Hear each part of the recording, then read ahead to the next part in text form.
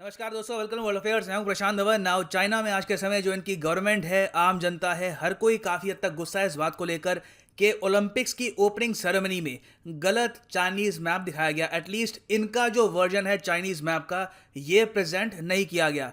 इसको लेकर चाइना ने काफ़ी प्रोटेस्ट किया है। यहाँ पे आप देखोगे, हो सकता है कि रिसेंटली आपने इस पर काफ़ी आर्टिकल्स भी देखे हों कि China criticises NBC Olympics broadcast for incomplete map.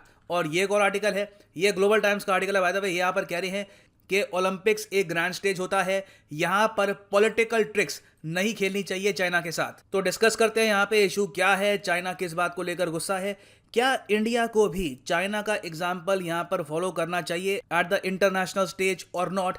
Discuss करेंगे ये सब। So a lot to know, a lot to discuss as always. But before we begin, एक प्रश्न यहाँ पे मैं आपसे पूछूंगा। क्वेश्चन आपके सामने ये है कि समर ओलंपिक्स 2020 जो अभी चल रहे हैं, इसका ऑफिशियल मैस्कॉट कौन सा है।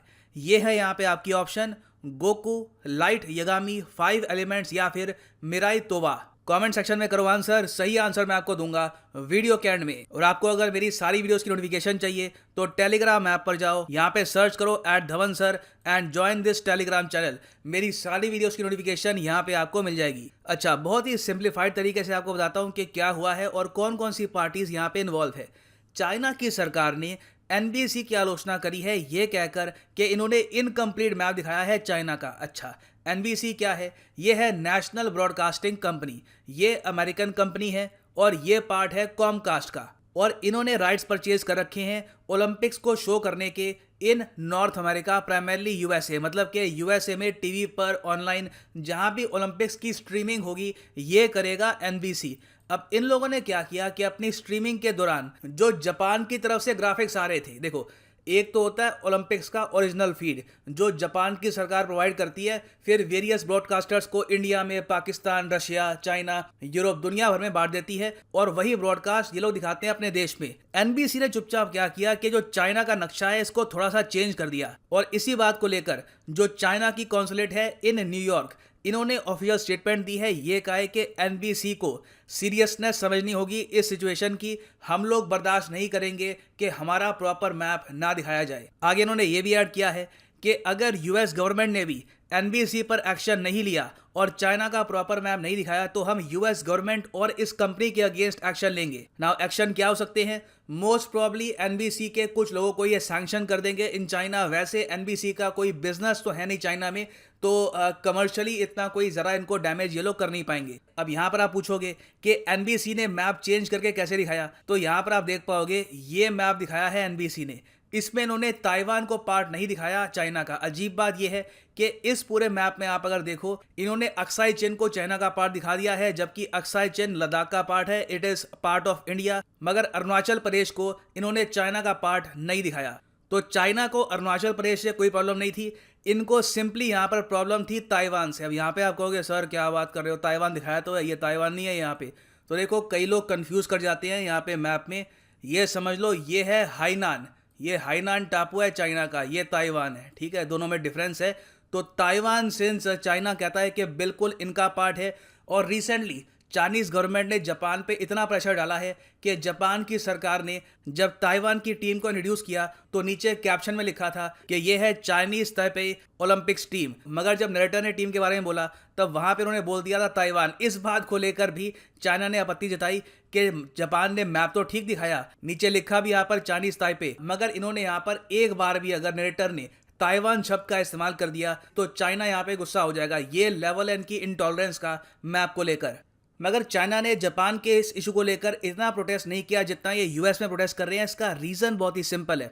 देखो, जब ओलंपिक्स की ओपनिंग सेरेमनी हो रही थी, चाइना की टीम सामने आई, उस वक्त यहाँ पे जो US के नरेटर्स थे NBC के, क्योंकि इंग्लिश में इनको करनी थी कमेंट्री, तो NBC के जो कमेंटेटर्स थे उन्होंने एक लाइन यहाँ पे बोल दी कि भूलिएगा मत हांगकांग के बारे में और शिंगजांग प्रोविंस के बारे में, जहाँ पे आपको पता होगा उइगुर मुस्लिम्स पे अत्याचार हो रहे हैं। ये लाइन यहाँ पे NBC के नरेटर ने ऐड कर दी। चाइना ने ये बात नोट करी है। ग्लोबल टाइम्स के आर्टिकल में भी लिखा है कि एनबीसी के नरेटर ने अटैक किया है चाइना को और ऑडियंस को ये कहा कि हांगकांग में जो चाइना ने किया ये भूलना मत। और फिर उन्होंने ये भी ऐड किया कि बहुत ही लंबे समय से एनबीसी का एक कैंपेन चल रहा है चाइना और चाइना के लोगों के अगेंस्ट। तो चाइना के प्रोटेस्ट का रीजन सिर्फ मैप नहीं है, जो लैंग्वेज भी यहाँ पर यूज करी है यूएस कमेंटेटर्स ने चाइना को लेकर, इस पर भी चाइना आपत्ति जता रहा है। ये लोग यहाँ पर ये कह रहे हैं कि बहुत सारे चाइनीज नेशनल्स आज के समय यूएस में काम कर रहे हैं, पढ़ने के लिए जाते हैं, टेम्परेरी वहां पर रह रहे हैं, तो उनको ऐसी लैंग्वेज आप क्यों सुना रहे हो और गलत मैप चाइना का क्यों दिखा रहे हो? इससे हमारी नेशनल सॉवरेनिटी हर्ट हो रही है। नाउ इसके कंपैरिजन में मैंने काफ़ी बार देखा है कि ओलंपिक्स की जो ऑफिशियल वेबसाइट है वहाँ पे भारत का गलत मैप होगा, वहाँ पे लद्दाख नहीं दिखाएंगे, पीओके नहीं दिखाएंगे, मगर हम लोग उस लेवल का क्रिटिसिज्म करते नहीं हैं। तो मेरा ये मानना है, आई थिंक मैं बहुत ही लंबे समय से कहता आया हूँ और अभी भी मैं बोलूँगा, आई थिंक इंडियन गवर्नमेंट को ये बात उठानी चाहिए कि एटलीस्ट जो क्वाड कंट्रीज़ हैं वो आपस में एक एग्रीमेंट करे, एग्रीमेंट ऑन मैप्स, कि आपस में जो भी इनका मीडिया है, जो भी इनका टेलीविज़न है, जो भी यहाँ पे इंफॉर्मेशन शेयरिंग वेबसाइट्स है, वो इंश्योर करे कि जो क्वाड कंट्रीज़ हैं उनका प्रॉपर मैप दिखाया जाए। ये एक बहुत ही बड़ी स्टेटमेंट होगी टू चाइना, क्योंकि मैं आपको ये बता दूँ, इंडिया, जापान, ऑस्ट्रेलिया और यूएस चारों का मीडिया आप अगर ऐड कर दो, न्यूज़ चैनल्स ऐड कर दो, जो बुक्स प्रिंटिंग का प्रोसेस है इसको ऐड कर दो, मैप्स को ऐड कर दो, इसका एक बहुत ही स्ट्रॉन्ग इन्फ्लुएंस बनता है पूरे रीजन में। इंडिया का मैप आपको ये बता दूं कि बहुत सी वेबसाइट्स पे करेक्ट दिखना स्टार्ट हो जाएगा अगर हम ये चेंज कर देते हैं, मगर सैडली कोई हमने इस पर इनिशिएटिव लिया नहीं है। बट आई थिंक टाइम आ चुका है। जापान ने हाल ही में थोड़ी बहुत हिम्मत दिखाई थी जब इन्होंने अपने डिफेंस पेपर में कुछ टाइम के लिए ये दिखा दिया कि ताइवान एक इंडिपेंडेंट कंट्री है और हम इसको कैसे डिफेंड करेंगे, मगर वन चाइना पॉलिसी खत्म नहीं करी थी। इंडिया ने तो खैर अभी तक ये भी नहीं किया। हालांकि मैं आपको ये बता दूं, सुनने में बहुत अच्छा लगता है कि क्वाड कंट्रीज़ यहाँ पे इकट्ठा आ जाएं और मिल के एक सिमिलर मैप निकाल ले, मगर इसमें इंडिया पे प्रेशर ये आएगा कि यूएस, जापान, ऑस्ट्रेलिया की तरह ताइवान को दिखाना होगा एक सेपरेट कंट्री। ये इंडिया कर पाएगा नहीं कर पाएगा, क्या हम इतना रिस्क लेना चाहेंगे, that remains to be seen. मगर अभी के लिए वापस आते हैं अपने क्वेश्चन पे कि समर ओलंपिक्स 2020 का ऑफिशियल मैस्कॉट क्या है। तो देखिए यहाँ पर सही उत्तर ऑप्शन बी नहीं है, क्योंकि ऑब्वियस सी बात है डेथ नोट के लाइट यगामी को आप ऑफिशियल मैस्कॉट नहीं बनाना चाहेंगे ओलंपिक्स का। तो सही उत्तर यहाँ पे है ऑप्शन डी, मिराई तोबा। मिराई तोबा क्या है? मिराई तोबा यहाँ पे आप देख पाओगे एक एनिमेटेड कैरेक्टर है। ये यहाँ पे मुझे टू बी ऑनेस्ट डिज़ाइन काफ़ी अजीब सा लगा। अगर कोई चेस टूर्नामेंट होता तो वहाँ पे समझ में आता ऐसा डिज़ाइन, मगर पता नहीं इन्होंने यहाँ पर ये चूज़ किया है as the official mascot of summer Olympics. अच्छा, मिराई तोबा क्यों? ये नाम में क्या खास बात है? मिराई ये एक जापानीज वर्ड है जिसका मतलब होता है फ्यूचर, भविष्य, और तोवा इसका मतलब होता है इटर्निटी, हमेशा के लिए। तो ये यहाँ पर कह रहे हैं कि हम चाहते हैं कि हमारे ओलंपिक्स भविष्य में हमेशा के लिए पॉजिटिविटी दे दुनिया को और एवर लास्टिंग होप दे।